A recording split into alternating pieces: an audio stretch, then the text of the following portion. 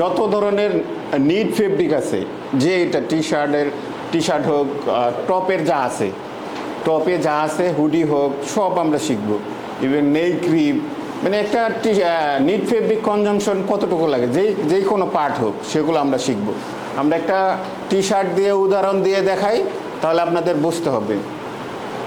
আচ্ছা, আমি আমার স্টুডেন্ট যারা আছে, আমি সবাই একটা মানে অনেকে তো সূত্রটা মনে রাখতে পারে না, পারে যখন মানে দেখা যায় ইন্টারভিউতে যে ভুলে যায় বা যেখানে কাজে লাগানোর প্রয়োজন সেখানে ভুলে যায়, সেটা মনে রাখার জন্য আমি এই সবাইকে একটা জিনিস গল্প আকারে শিখাই। সেটা হচ্ছে, ধরেন আমরা ছোটোবেলায় আয়তক্ষেত্রের ক্ষেত্রফলের সূত্র শিখছি না?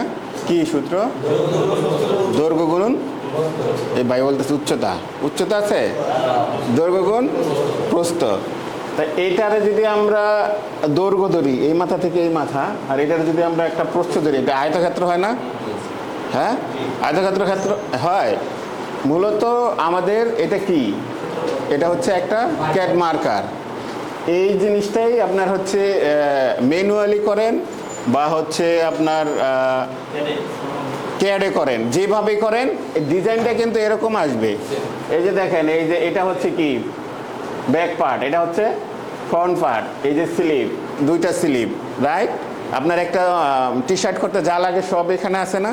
সব ডিজাইন সব আছে না এখানে?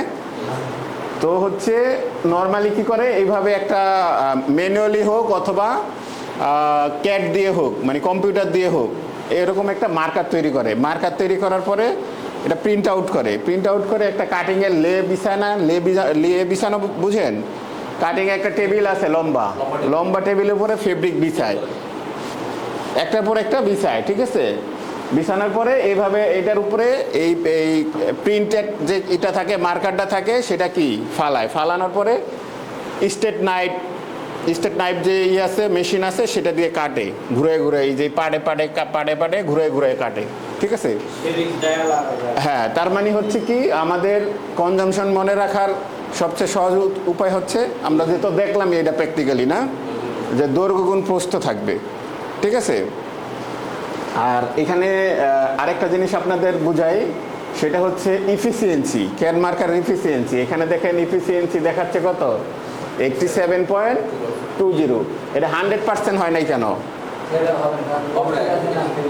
কারণ কি, এই যে গ্যাপগুলো আছে না, এই গ্যাপগুলা তো ফিল আপ করতে পারলে এটা 100% হবে। আর ইফিসিয়েন্সি যত বেশি হবে, ক্যাড ফেব্রিক তত কম লাগবে না বেশি লাগবে? ইফিসিয়েন্সি যত বেশি, ফেব্রিক তত কম লাগবে। আমাদের টার্গেট কি, ফেব্রিক কম লাগানো না বেশি লাগানো? কম লাগাইলে কি হবে? ফেব্রিক সেভ হবে, কোম্পানির লাভ হবে, আমাদের লাভ হবে। সো আমাদের টার্গেট কি, আমাদের কনজামশন যত সেভ করা যায়। সো আমাদের টার্গেট থাকবে এই যে গ্যাপগুলো আছে না, যেগুলা, এই গ্যাপগুলো যত চাপানো যায়, ঠিক আছে? অনেক সময় মার্চেন্ডাইজারদের এগুলো কেন শিখতে হবে? কারণ কি, ক্যাডে তো আপনাদের এটা করে দিবে, তারপর আপনাকে শিখতে হবে, কারণ অনেক সময় আপনার নিজের করতে হবে ম্যানুয়ালি। আবার ক্যাডে যখন করবে, তখন দেখবেন অনেক সময় ওরা কাজের চাপে উড়াধুরা করে দিয়ে ইফিসিয়েন্সি 70-এ নিয়ে আসছে, গ্যাপ বেশি দিয়েছে, ঠিক আছে? তখন আমার কি, ফেব্রিক বেশি লাগবে না? হ্যাঁ, তখন কি করতে হবে, আমাকে ওকে বলতে হবে আমার ইফিসিয়েন্সি এত কম কেন, আমার ইফিসিয়েন্সি বাড়াইয়ে সুন্দরভাবে করে দাও। তখন আমাদের কনজামশন কম লাগবে, তখন আমরা ফেব্রিক সেভ করতে পারবো, অর্ডার ধরতে পারবো, রাইট? তাহলে আমাদের টার্গেট কি, এই গ্যাপগুলো যত কম দেয়া যায়, তখন আমাদের ইফিসিয়েন্সি ভালো হবে। আর এখানে দেখেন একটা টি শার্টের সব কিন্তু দেয়া আছে, গ্যাপে সব মানে ফ্রন্ট পার্ট, ব্যাক পার্ট, পরে স্লিভ সব দেয়া আছে না? তাহলে ফাইনালি আমরা কি বুঝলাম এখান থেকে, যে একটা যখন মার্কার হয় তখন সেটা হয় আয়তক্ষেত্রের মতো লম্বা, সেখানে সব পার্টগুলা সংযুক্ত থাকে, রাইট? আর এটা আমরা যেহেতু এটা আয়তক্ষেত্রের মতো লম্বা, আর আমরা তো এটার ক্ষেত্রফল, মানে এখানে কতটুকু ফেব্রিক লাগবে সেটাই তো আমরা নির্ণয় করবো, রাইট? তাহলে আমরা ওইভাবে ধরে নিতে পারি দৈর্ঘ্য গুণ প্রস্থ। পরে বাকিটা আমি ওইখানে চার্টে দেখাচ্ছি আপনাদের, ঠিক আছে? বাকিটা কিভাবে মনে রাখবেন, সবাই কি বুঝছেন এটা? হ্যাঁ, আচ্ছা, ওকে।